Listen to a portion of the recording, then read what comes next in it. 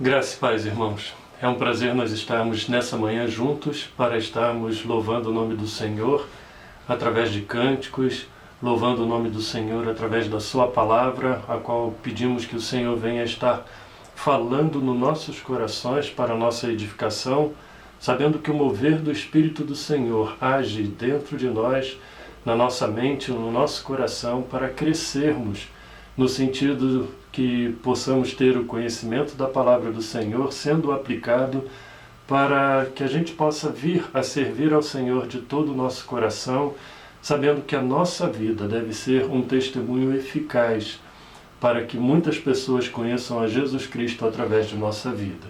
Aonde você se encontra na sua casa, que você possa ter nesse momento todo o seu espírito junto com a sua família para estarmos cultuando o nome do nosso Deus. A palavra do Senhor, no Salmo de número 15, nos diz assim: Quem, Senhor, habitará no teu tabernáculo? Quem há de morar no teu santo monte? O que vive com integridade e pratica a justiça e de coração fala a verdade. O que não difama com sua língua, mas não faz mal ao próximo, nem lança injúria contra o seu vizinho, o que a seus olhos tem por desprezível o réprobo, mas honra aos que temem ao Senhor, o que jura com dano próprio e não se retrata, o que não empresta o seu dinheiro com usura, nem aceita suborno contra o inocente. Quem deste modo procede não será jamais abalado. O salmista, quando traça essas palavras, que no caso aqui é o salmista Davi, ele procura colocar princípios a qual devem ser vivenciados no coração, no dia a dia, na sua conduta, para que venha a ser reconhecido como um cidadão dos céus, como é o título proposto desse salmo. Sabendo que cada um de nós, pertencendo a Deus, sendo cidadãos dos céus que o Senhor tem preparado, estando aqui nesta vida, ainda neste lugar, devemos de estar tendo uma vida irrepreensível. E por isso devemos de buscar a edificação e a santificação no nome do Senhor. Vamos estar orando e depois da oração, estar louvando o nome do Senhor com cânticos. Pai, queremos dar graças a Ti, porque o Senhor é o Deus que olha para a vida de cada um de nós com o objetivo de estar trabalhando a nossa vida e nos edificando, através do mover do Teu Espírito, aplicando a Tua palavra para o nosso crescimento, para que o nosso testemunho seja eficaz diante das pessoas com quem nós nos relacionamos. E nesse momento queremos estar completamente com o coração voltado para Ti, para cultuar o Senhor, que é o único digno de receber a nossa adoração. Por isso, ó Pai, que esses momentos que estivermos juntos aqui, mesmo através de transmissão online, isso seja algo muito prazeroso na vida de cada um de nós. E abençoe a todos aqueles que estão conosco neste momento nos ouvindo. É o que nós te oramos, no nome de Jesus. Amém, Senhor Deus.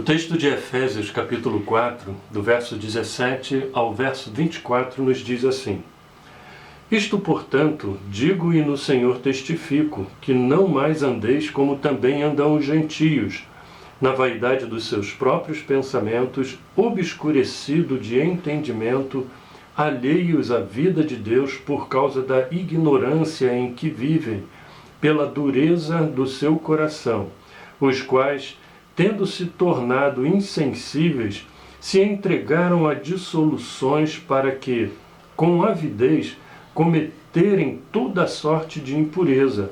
Mas não foi assim que aprendestes a Cristo, se é que, de fato, o tendes ouvido e nele fostes instruídos, segundo é a verdade em Jesus, no sentido de que, quanto ao trato passado, vos despojeis do velho homem que se corrompe segundo as concupiscências do engano, e vos renoveis no espírito do vosso entendimento, e vos revistais do novo homem, criado segundo Deus, em justiça e retidão, procedentes da verdade.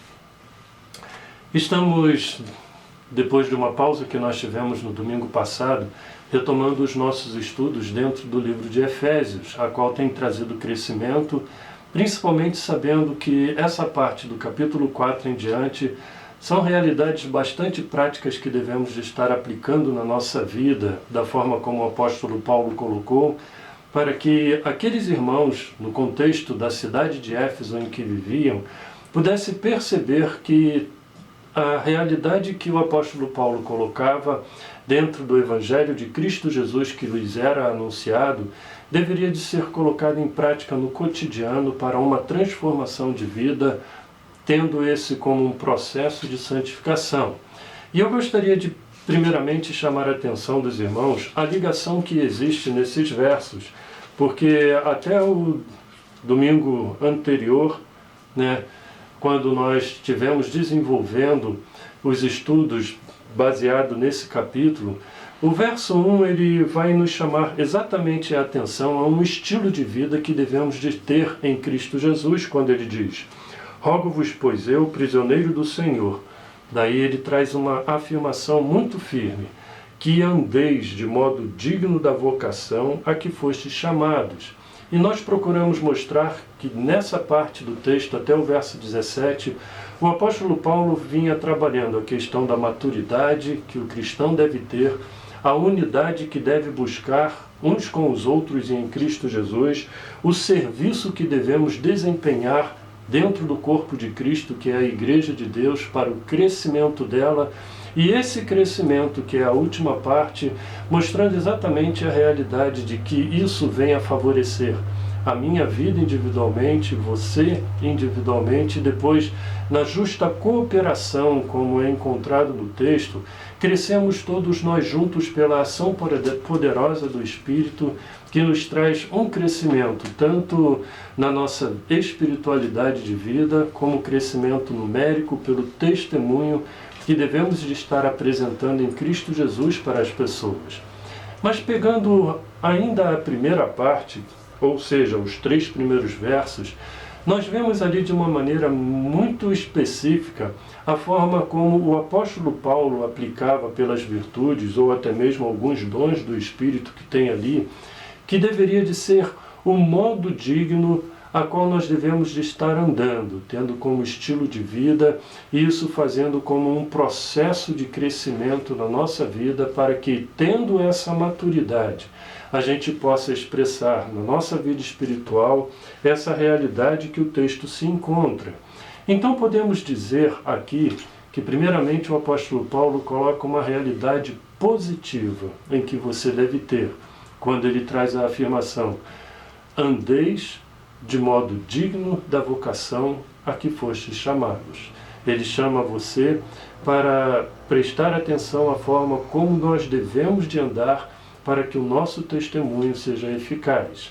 Depois dele abordar todos esses aspectos até o verso 17, eu queria que você observasse exatamente no verso 17, quando ele vai e coloca essa mesma realidade, só que em tom de negação, quando ele diz: Isto, porém, digo e no Senhor testifico, que não mais andeis. Ou seja, como primeiramente o apóstolo Paulo colocou uma realidade de afirmação, a forma como você deve andar, aqui dos versos 17 ao verso 24, ele vai mostrar algumas realidades daquilo que você não deve ter como comportamento na sua vida, não deve ter como hábito na sua mente, nos seus pensamentos, o que você não deve ter dentro da sua natureza pecaminosa, dentro da sua natureza como velho homem.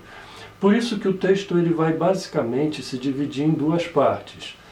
A primeira parte, a vida, como o apóstolo Paulo mostra, que se referindo aos gentios, que ainda não havia se encontrado com Cristo Jesus para ter uma transformação de vida, porque na verdade os crentes em Éfeso eram gentios convertidos, mas Paulo faz uma contraposição com aqueles que não tinham a vida com Jesus, e depois ele coloca uma realidade depois de Cristo Jesus. E nisso, antecipando, basta você perceber no verso 20 a preposição quando ele coloca mais, mostrando o antes e o depois da realidade de vida em que nós devemos de ter. E isso é uma chamada para uma vida de santidade. E quando a gente pensa exatamente a uma chamada, a uma vida de santidade, a gente tem que entender como um processo de vida em que só terminará o dia em que Cristo vier nos buscar. Porque em cada momento da nossa vida a gente vai descobrindo novas coisas, a gente vai percebendo realidades dentro de nós que precisam ser mudadas, que precisam ser transformadas por Cristo Jesus. Vamos perceber essas duas realidades como o apóstolo Paulo coloca. Primeiramente, ele vira e diz: isto, porém, digo e no Senhor testifico. Ou seja, procurando colocar uma fundamentação muito forte na pessoa do nosso Senhor Jesus Cristo, em saber que aquilo que ele estava falando era testificado em Cristo Jesus como algo que ele trazia como uma importância muito grande a ser observada dentro da vida para ter uma transformação. E daí ele coloca a realidade do estilo de vida daquilo que nós não devemos ter. Como ele diz, que não andeis como também andam os gentios. E daí ele vai colocando várias realidades. E nesse ponto é como se você parasse para raciocinar o seguinte: o que éramos antes de Cristo Jesus? O que era o comportamento dos gentios na vida pagã antes de conhecer a Jesus Cristo e ter uma guinada na sua vida, ter uma conversão, ter uma transformação que o poder do Evangelho passa a exercer na pessoa. Isso vai do verso 17 ao verso 19, aonde a primeira coisa que nós podemos enfatizar é que o apóstolo Paulo simplesmente diz: não tenha uma mente vazia. E ele vai colocar essa realidade em duas expressões aqui: andar na vaidade dos próprios pensamentos e obscurecidos de entendimento. O que nós podemos entender a esse respeito? Se você fosse fazer uma relação daquilo que você observa na sua própria vida ou até na vida de outras pessoas, ter uma mente vazia, o que você colocaria ali como tipo de pensamentos ou costumes, né, que levam uma pessoa a ter uma mente vazia, ou seja, costumes que são inúteis, vazios, que são fúteis? Tem um ditado popular que diz que mente vazia é a oficina do diabo. Mas o que o apóstolo Paulo não está se referindo a respeito desse ditado, em procurar dizer que a pessoa de mente vazia, ela se deixa ser levado pela sua própria carnalidade, e a carnalidade é expressada através de uma vaidade dos próprios pensamentos. como se estivesse enfatizando apenas o que eu penso, apenas o que eu acho, aquilo que deve ser prevalecido no meu comportamento é o que é importante para a minha vida. Eu deixo com que os rudimentos desse mundo tome conta da minha mente e me leve a ter o comportamento segundo aquilo que me traz prazer, e muitas vezes esses prazeres absolutamente momentâneos. E com isso o apóstolo Paulo diz que tais pessoas andam obscurecidas de entendimento, porque não têm um entendimento a respeito do propósito da vida, não têm um entendimento acerca do propósito que Deus tem para que venha vivenciar no seu cotidiano. Por isso que quando ele entra no verso 18, a segunda coisa que ele vai se referir, pessoas que andam com a mente completamente vazia dentro desses aspectos que o apóstolo Paulo coloca, ele diz que são pessoas que ficam com a vida completamente alienadas de Deus. Veja a expressão, alheios à vida de Deus. Ou seja, aquilo que diz respeito ao relacionamento que deve ter com a pessoa de Cristo Jesus, no conhecimento do Deus vivo e verdadeiro, que trabalha realidades morais na nossa vida, fica completamente alheio, procurando levar uma vida completamente dissoluta, procurando levar uma vida que passa a estar completamente afastado das coisas de Deus, ignorando não apenas a sua existência, mas os princípios corretos que devemos de estar vivenciando. E por isso ele também coloca que essa realidade de estar com a vida alheia a Deus é como se estivesse com uma ignorância predominante no seu próprio entendimento. Por isso que ele também coloca a afirmação, ignorância em que vivem, alheios àquilo que Deus ensina, alheios àquilo que Deus quer da vida de cada um de nós, tendo uma ignorância acerca dos princípios que Cristo Jesus trouxe para transformar a nossa vida, para fazer com que a nossa vida seja completamente guiada e dirigida por Ele. Então, o apóstolo Paulo vai colocando essas realidades como algo que você não deve ter na sua vida. Ou seja, ter uma mente vazia, andando nas suas próprias vaidades, não ter uma vida alienada de Deus, sendo ignorante para com as coisas que Deus quer da vida de cada um de nós. Uma terceira coisa que o apóstolo Paulo vai colocar ali também está relacionado com obscurecido no entendimento pela dureza do seu coração. Quando às vezes a gente lida com determinadas pessoas, ou você às vezes tem que ter relacionamento com pessoas que não têm entendimento daquilo que você realmente gostaria que ela viesse a assimilar, principalmente quando você procura manifestar os ensinamentos de Cristo na sua vida para a vida de outras pessoas, quase sempre pessoas assim você às vezes é tentado em dizer, nossa, que cabeça dura aquela pessoa, que não consegue compreender essas verdades. Que cabeça dura, né? Pessoa que tem esse coração embrutecido. Nisso a gente faz lembrar uma parábola que Jesus contou em Mateus capítulo 13, chamada a parábola do semeador, aonde num dos solos que Jesus Cristo menciona, ele diz que a palavra de Deus às vezes cai num solo rochoso.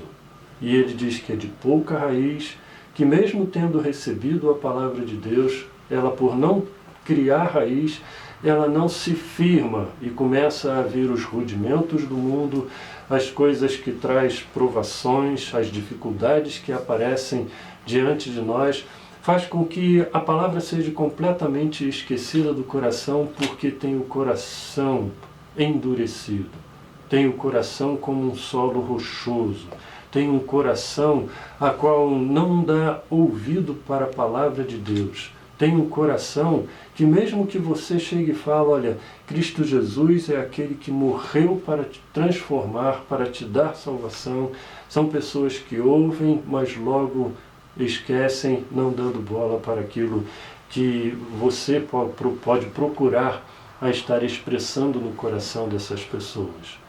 Acima de tudo, sabendo que é a ação do Espírito de Deus. Mas o apóstolo Paulo, quando traz esse ensinamento para a minha santificação e para o teu processo de santificação, ele diz que não deveis andar desta forma.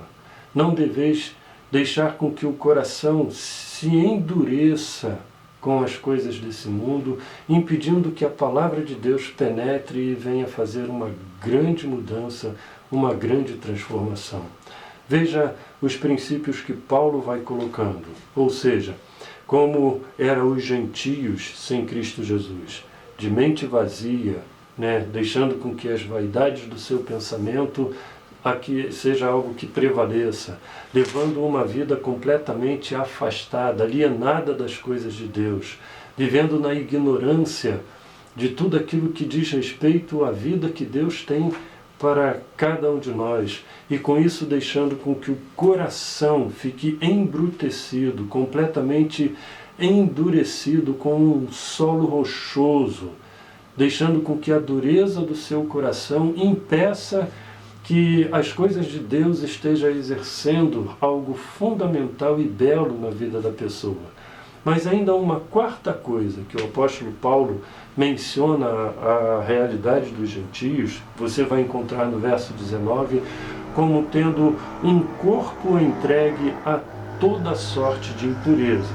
Porque ele vira e diz assim, tais pessoas são insensíveis. E aqui a gente tem que trazer a seguinte ênfase. Pessoas quando são dominadas pelo pecado, ou como diz o evangelista João na sua primeira carta, tem como prazer viver na prática do pecado, são pessoas que são insensíveis. E quando tem essa insensibilidade das coisas de Deus, o pecado domina, o pecado toma conta, e essas pessoas passam a se entregar,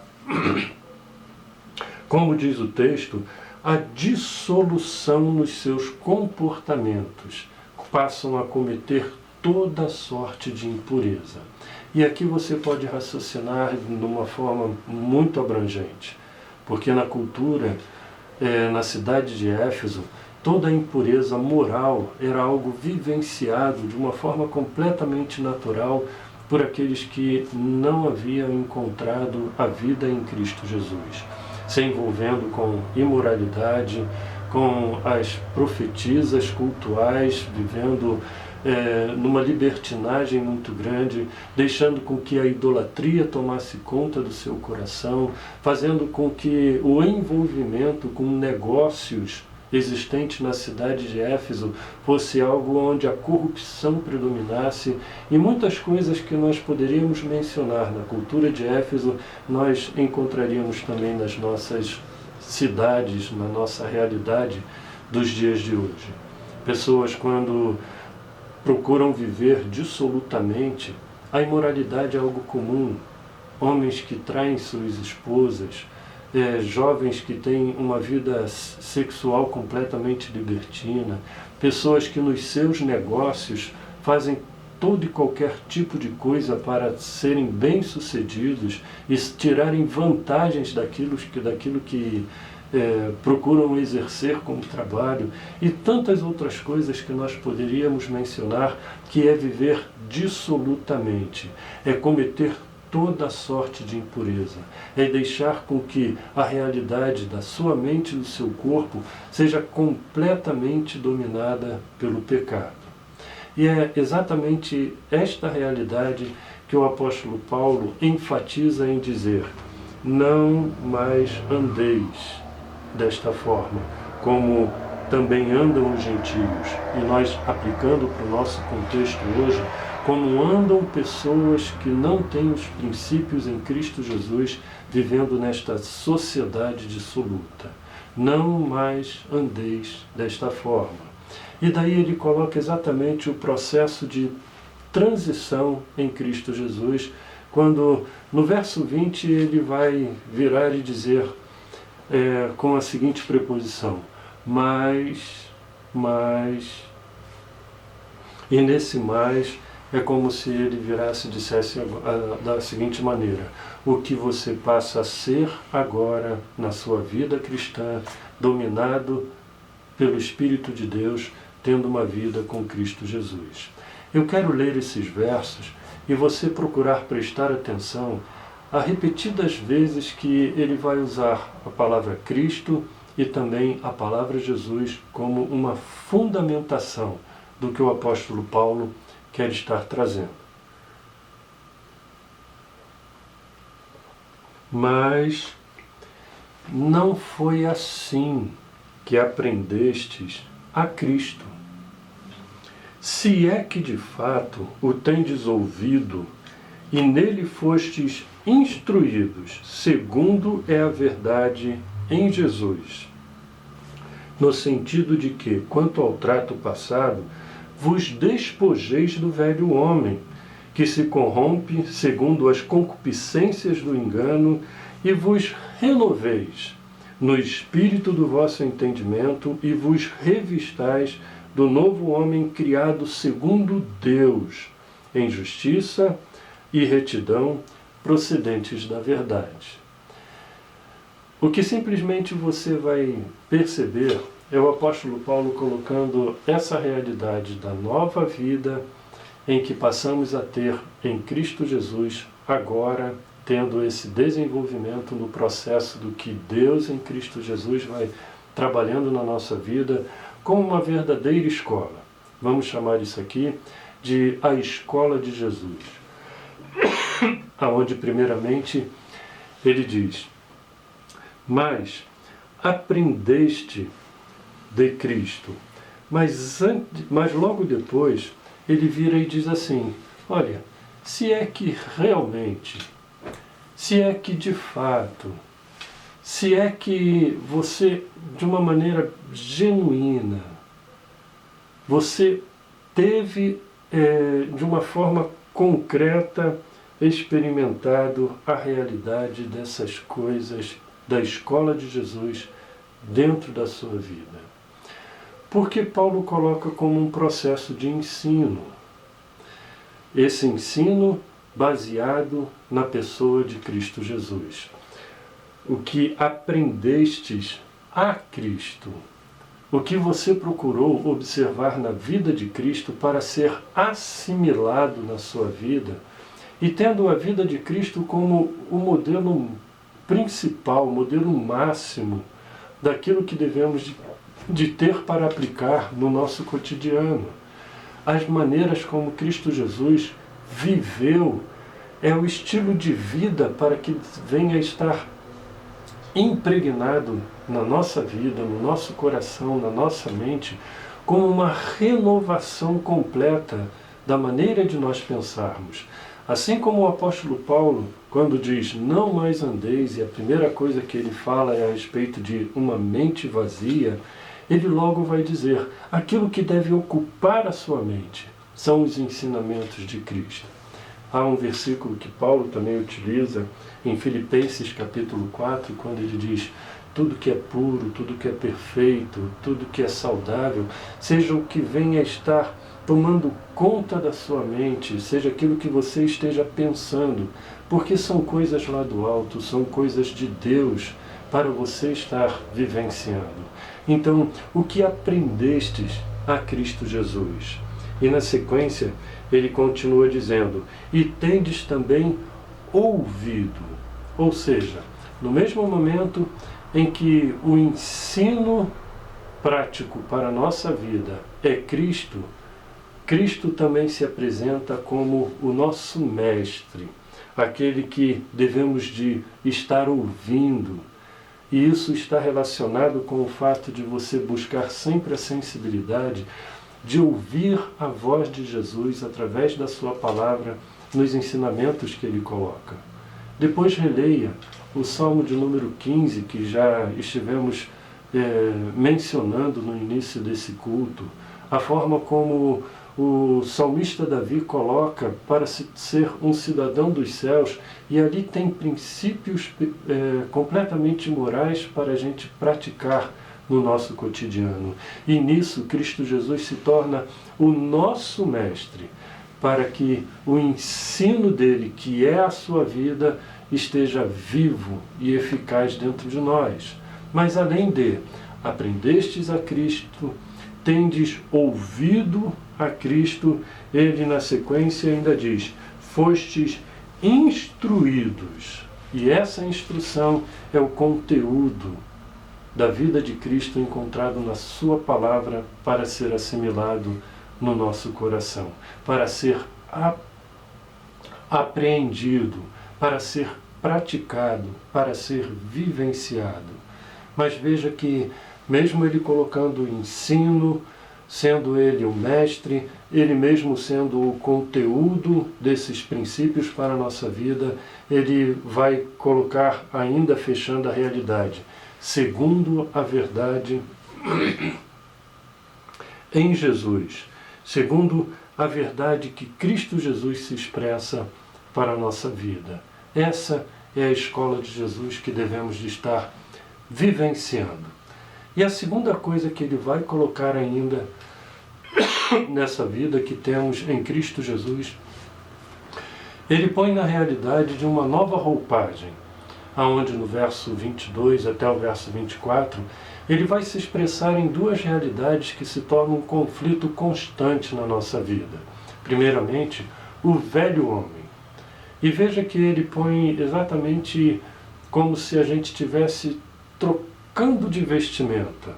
Porque quando ele se refere ao velho homem, ele diz, olha, se despoje disso, ou seja, despojeis do velho homem que se corrompe segundo a concupiscência do engano, segundo os desejos que essa palavra vem a significar, desejos que muitas vezes nós não conseguimos controlar, que nos leva a um engano de vida. A gente tem que se desvestir disso.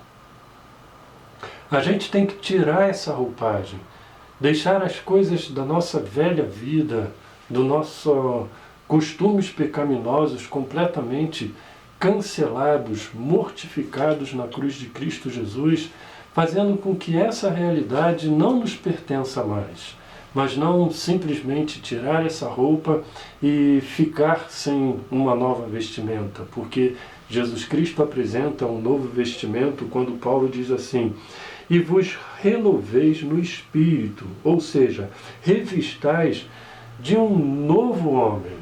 E daí ele diz, criado segundo Deus em justiça e retidão procedentes da verdade. A roupa que devemos ter é Cristo Jesus dentro de nós. O apóstolo Paulo, em Romanos capítulo 12, verso 2, ele diz que nós devemos ser transformados pela renovação da nossa mente. A maneira como nós pensamos é determinante nesse sentido.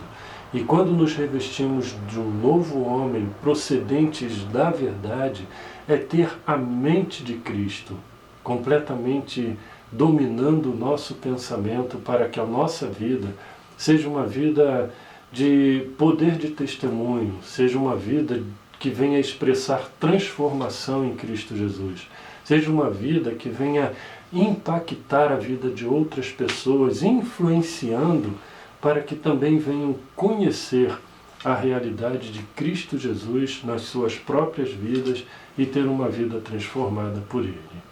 Veja que, em síntese, Paulo coloca duas realidades.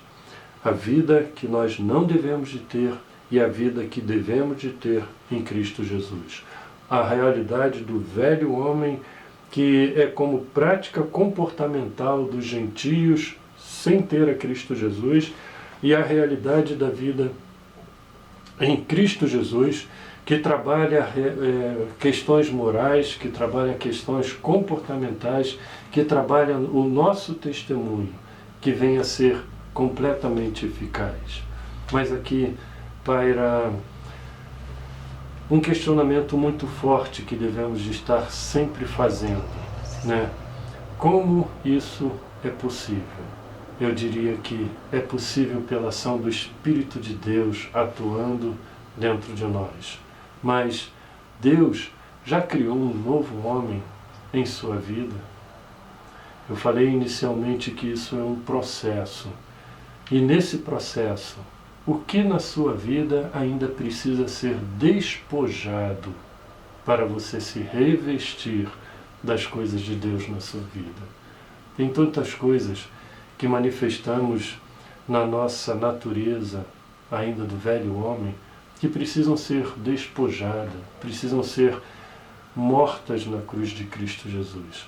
Ainda existem tantas coisas que, se sinceramente a gente olhar para dentro de nós vamos ser surpreendidos com coisas que desagradam a Deus e que precisam ser completamente anuladas na cruz de Cristo Jesus.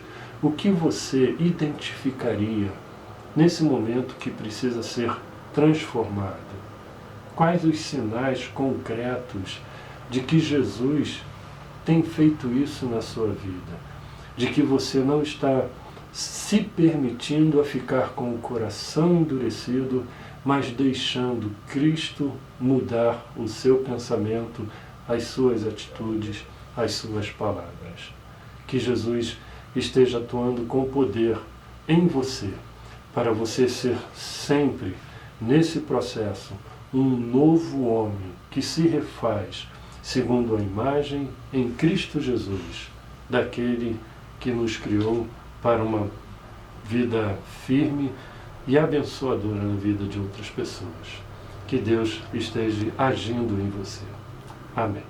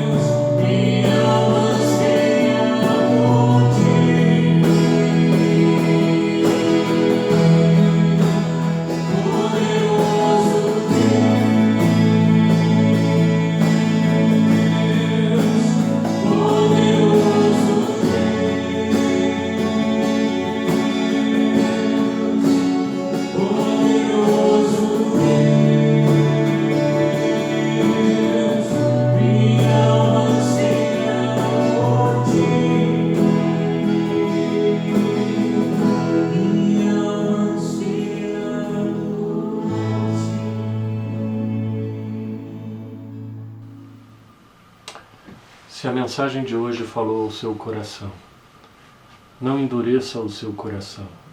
Deixa que Cristo Jesus, nesse processo chamado santidade, venha exercer com poder uma santificação cada vez maior na sua vida, para que você possa testemunhar de uma forma simples a respeito de Cristo Jesus na sua vida, através da sua vida, para a vida de outras pessoas. Que a graça de Jesus seja abundante em você, que o amor do Deus Todo-Poderoso seja cada vez multiplicado no seu coração e nos seus relacionamentos, e que a ação poderosa do seu Santo Espírito venha estar atuando de forma transformadora no seu viver, desde agora e para todo sempre. Amém. Que Deus abençoe.